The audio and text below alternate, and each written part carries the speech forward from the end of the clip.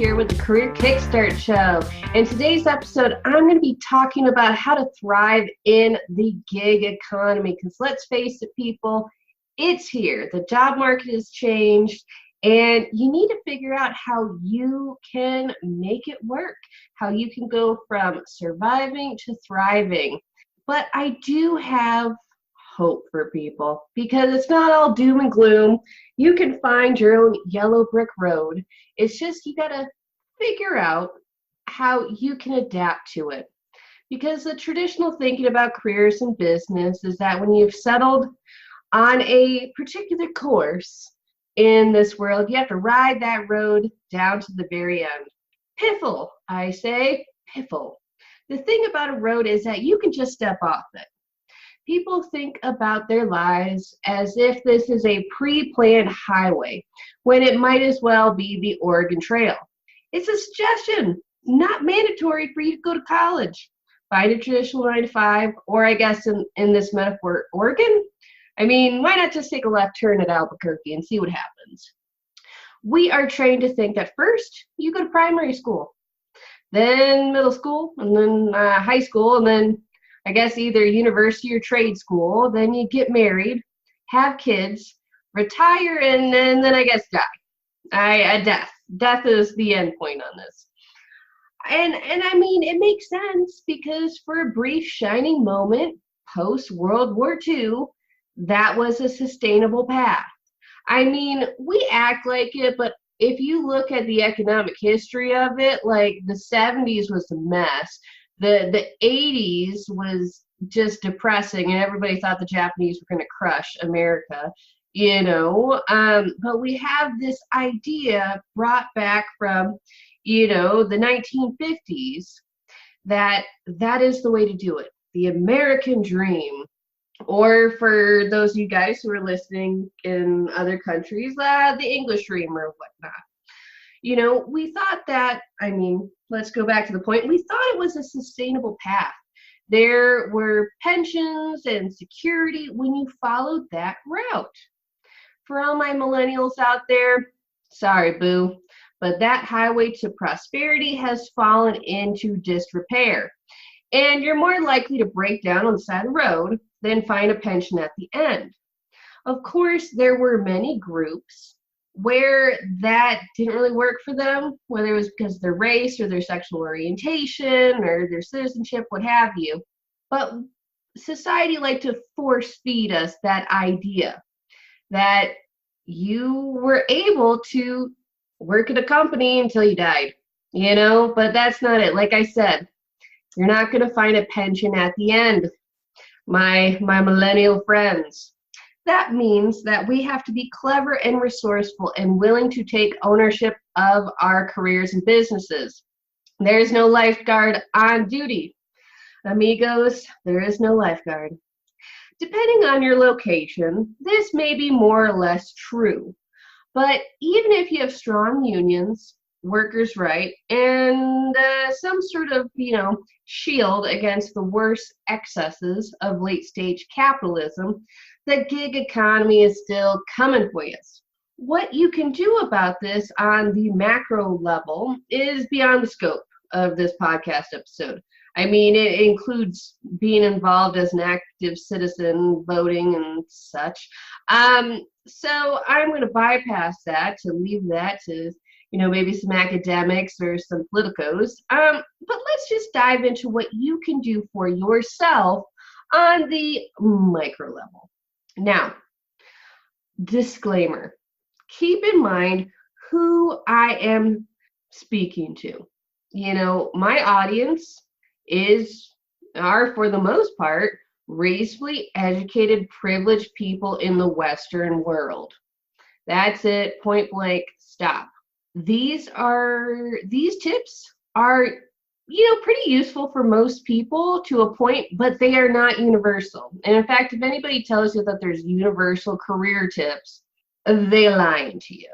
Yes, a lot of tips can be useful, but not everything can be applicable depending on your location, needs, where you're starting from, and all that good jazz. However, with that disclaimer over, let's talk about what you can do to thrive and not just survive in this brave new world. 1, focus on skills, not job titles. Job titles are pretty much becoming meaningless. HR just, spins a circle or throws darts at a board or something to come up with these things. We aren't in a world where you have the choices to be a cooper, a baker, or a candlestick maker. It's all about the skills and being able to adapt them to the jobs available. Not only do you need to focus on those skills, but you need to identify how they are useful and then market them. That means articulating their value to others. Now, I'm going to get salty on you. It really chaps my hide when I see people who are like, I have this 4-year degree and it's useless and I don't know what to do with it. Like, what kind of job can I do? And then I find out that they have a degree like psychology. Really? You can't see a marketable use for insight into human behavior and the mind in a time when so many jobs in tech, finance, marketing, social work, etc., are all about understanding human behavior? Really? Let me hit you with a clue by 4, honey. If I can make a history degree marketable, you can market communication, psychology, English, etc., because it's not about what your major was. It's not about the job title. It's about the skills that you accumulated and can demonstrate and articulate to others. So that is why college should be a time for you to boost up your skills, learn how to do stuff. And you did learn stuff.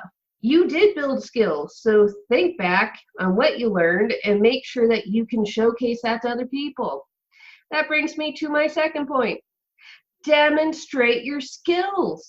Oh my God, this gets me so hard, and I don't know why more universities don't just straight up make their students before graduation create portfolios. I don't care what your major was. You could be better served by having like a personal domain that has some of your most highlighted work on it so you can show the proof in the pudding. Why do I say this? Why am I so hyped up all of a sudden? And it's because we are pretty much in the most educated generation in not just the world, in human history. There has never been a time where people have had more certifications, more degrees, just more. And that means that you need to show that you can do more than sit in a chair and regurgitate information in the short term. When you build a portfolio, you can showcase that you actually can put those skills into use. So if you are a marketer, write a case study. If you are a teacher, show off a lesson plan. If you are a hairdresser, have some pictures of some cool hairstyles you did. Come with the understanding that no company is going to train, mentor, or hold your hand on the job, and you will never be disappointed. They have done studies that show that in the 1970s, companies would give their employers a couple weeks of training, not just in the beginning, but every year, just teaching them new stuff because they were invested in their employees because they thought people were going to stick around for 40 years. Nowadays, companies might give you a couple of hours of training, and most of that is on workplace safety, so you don't sue them because you fell. That's it at the end of the day. I have a lot of lovely people who come to me and say, I'm just looking for a company that will give me a chance and train me up. And I am very sympathetic, but it's like they came and they told me, I'm just looking for a company that will give me a wizard and a dragon. You have to understand that in this brave new world, in this brave new job market, that you have to think like a grizzled mercenary. You have to know what you bring to the table, and you have to know that it's you that is going to take care of you, which is my third point. Think like a mercenary, because the sad fact of being employed by most companies, not all, but most, is that you are seen as expendable. It doesn't matter if your manager loves you. It doesn't matter if you made the company $1 million last year. It doesn't matter if you have institutional knowledge that no one else knows. They will shit can you and have you train a younger and cheaper replacement. Even in a startup where there are certain employees who are the tent poles for the whole operation, the founder is usually not smart enough to recognize that. That means that you always have to think like a mercenary and be ready to move. Keep that resume and LinkedIn updated. Keep your face familiar in the industry by networking, and never let that portfolio look stale. Don't be that guy fired on a Friday and packing his desk up with a shuttered look of shock, wondering what he's going to tell the missus when he gets home. Be the guy who can get fired on a Friday morning and by the afternoon already have an interview scheduled on Monday with his former company's competition. That's the guy you want to be. Most importantly, understand that your value doesn't come from your work. It doesn't come from your production. It comes from within, my friend. This can be a scary time to build a career, but let's reframe that. Let's put it on its head. Let's switch it about. This is actually an exciting time to build a career.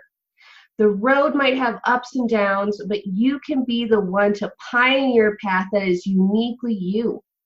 It doesn't matter if you live to work or work to live. You can design a career that brings you satisfaction and supports the lifestyle that you want.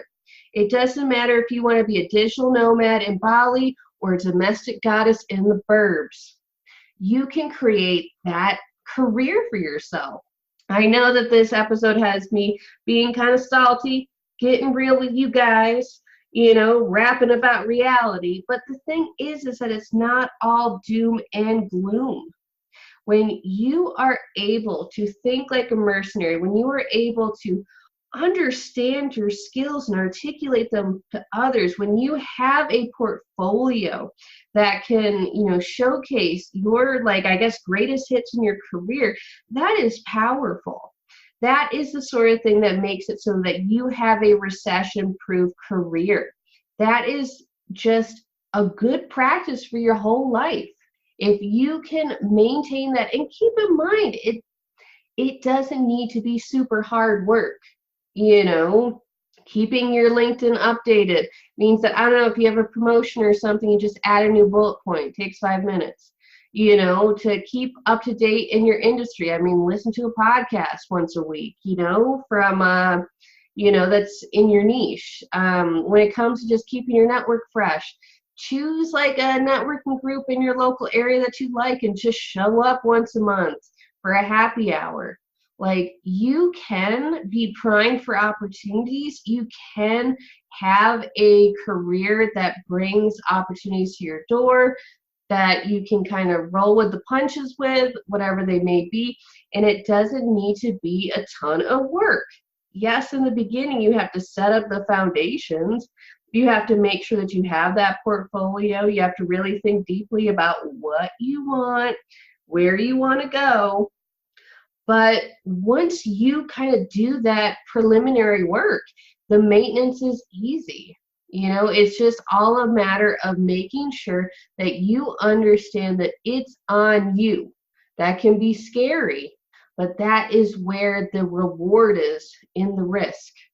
So take ownership of your career, of your direction, and you never know where the road might take you. And don't forget, if you kickstart your career, you kickstart your life. This is a prime opportunity for you to figure out what is going to really work for you when it comes to your life's work. Because why be miserable for 40 plus hours a week? That's it at the end of the day. Now, if you're ready to recession-proof your career, let me know. I offer quick fire sessions where in 90 minutes we can go over your resume, LinkedIn, portfolio, and career strategy to get you ready to tackle the gig economy and start to thrive instead of just survive. You can go to my website, careerkickstartacademy.com, or reach out to me on LinkedIn. So everybody, I hope you enjoyed this episode of the Career Kickstart Show. Thank you all for listening, and as always, I'm Sami Gardner, your career specialist. Bye! Change your career. career, change your life at careerkickstartacademy.com.